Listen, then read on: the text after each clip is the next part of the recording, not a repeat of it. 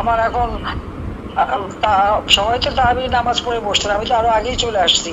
তা আমাকে এখন নামাজও পড়তে হবে, আবার সেহরি ভোরাত্রে উঠে সেহরি করতে হবে, রোজা রাখতে হবে। আমি কিন্তু সারাদিন রোজা ছিলাম। এই রোজা মুখে সবাইকে আমি ধন্যবাদ চাই। আমি আবার আসবো, তবে আমি এভাবে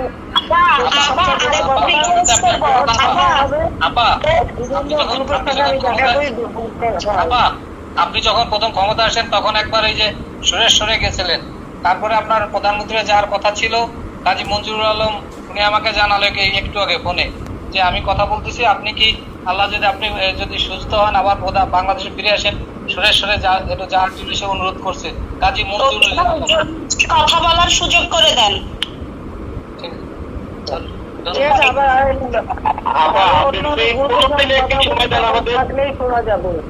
মাসে 2 দিন সময়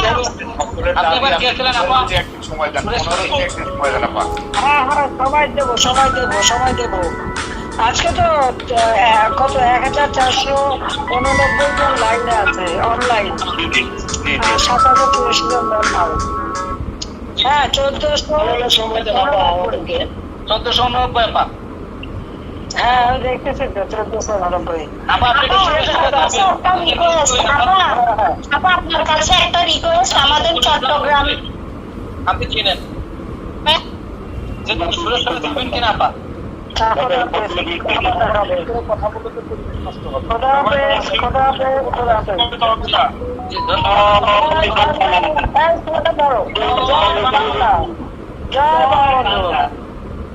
জয় বঙ্গবন্ধু, জয় শেখ হাসিনা।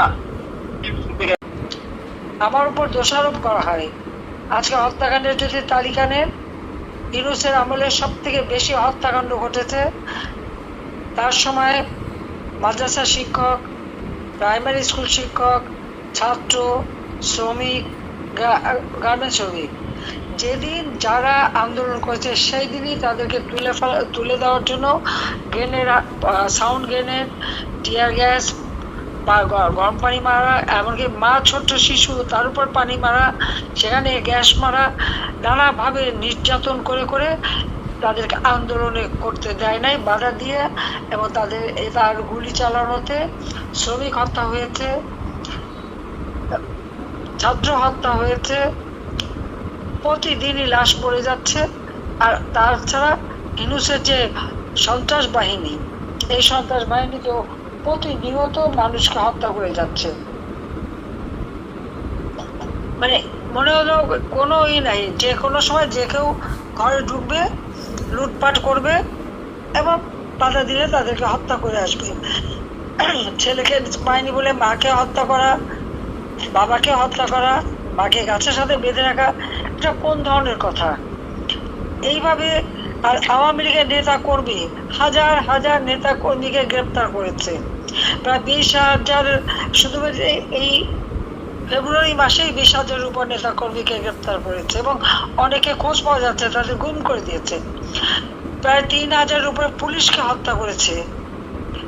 আনসার 40 জনের তো খবরই নাই।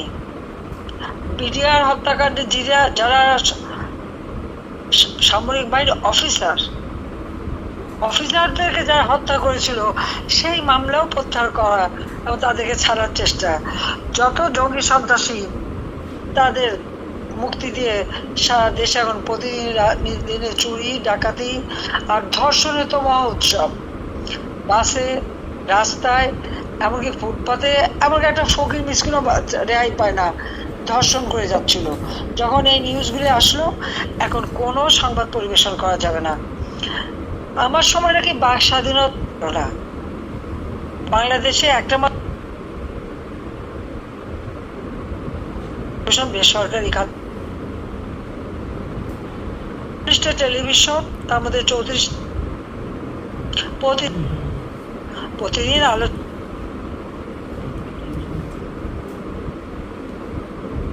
কয়জন সাংবাদিক গ্রেপ্তার হয়েছে, কয়জন সাংবাদিক অ্যাক্রেডিটেড হয়েছে, একজনও দেখাতে পারবে না। কিন্তু এখন 1000-এর মতো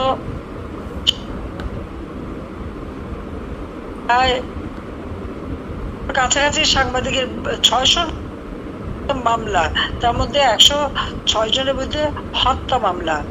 6 জন সাংবাদিককে নির্মমভাবে হত্যা করা হয়েছে, হয় কুপিয়ে হত্যা, নয় গুলি করে হত্যা, পিটিয়ে হত্যা, সারা বাংলাদেশ ব্যাপী।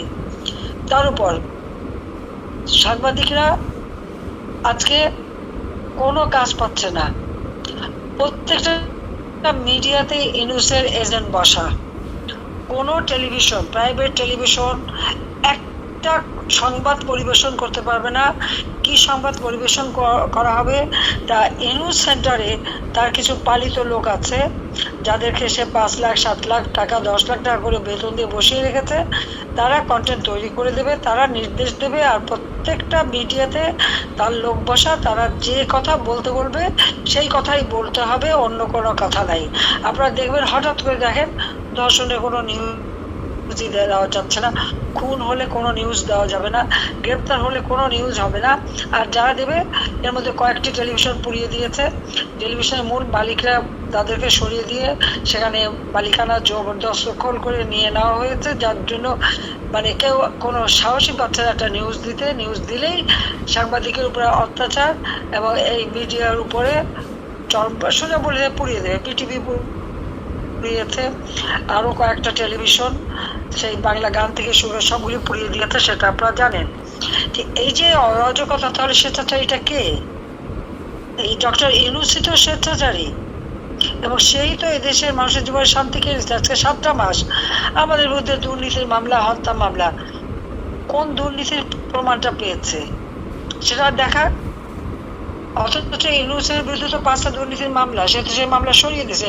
তার যদি সাহস থাকে তো ওই মামলা কেন সে কন্টেস্ট করে নাই, কেন তদন্ত করতে দেয় নাই? করতে দিলেই তো তার আসল চেহারা বেরিয়ে যাবে, তার ওই গুটি গুটি চেহারা আর থাকবে না, সেটা তারা জানে। আজকে পরিকল্পিতভাবে সে মানে কি কোটা বিরোধী আন্দোলন। এখন কেন কোটা দেওয়া হচ্ছে? কারা মারা গেছে তাদের কোটা দেওয়া হবে। যে আওয়ামী লীগের যে প্রায় 3-4 হাজার নেতা কর্মী এবং তাদের পরিবারকে যে হত্যা করা হয়েছে, ওই তার তো বিচারও চাইতে পারে না। এরা কি মানুষ না? বাংলাদেশের জন্য কি তাদের কোনো অবদান নাই? আজকে মামলাটা পর্যন্ত করা যাবে না, মামলা নেয় না। মামলা করতে গেলে উল্টো মায়ের খেতে হয়। এরকম স্বেচ্ছাচারিতা বাংলাদেশে সেই 1971 সালে হানাদার পাকিস্তানি বাহিনী ছিল তখন চলেছে, আর এখন চলছে। আজকে আমি আপনাদের অনেকের কথা শুনলাম যে কিভাবে নির্যাতনের শিকার আপনার হয়েছে। কারণ এই বৈষম্যহীন নাকি আলোচনা, অথচ চরম বৈষম্য। নতুন একটা দল করেছে, ক্ষমতায় বসে দল করা। ডিসিদের কাছে চিঠি দিয়েছে, তাদের লোকদেরকে মিটিংয়ে নিয়ে আসার জন্য বাস দিতে হবে, গাড়ি দিতে হবে, এবং তাদেরকে মিটিংয়ে পাঠাতে হবে। এবং যাদেরকে দিয়ে এই ক্ষমতা দখলের জন্য হত্যাকাণ্ড ঘটিয়েছে, লুটপাট, চরম দুর্নীতি, এক একজনে তো মোটা টাকার মালিক হয়ে গেছে, যার কিছুই ছিল না। কেউ 3খানা গাড়ির মালিক, বাড়ির মালিক, দেশে বিদেশে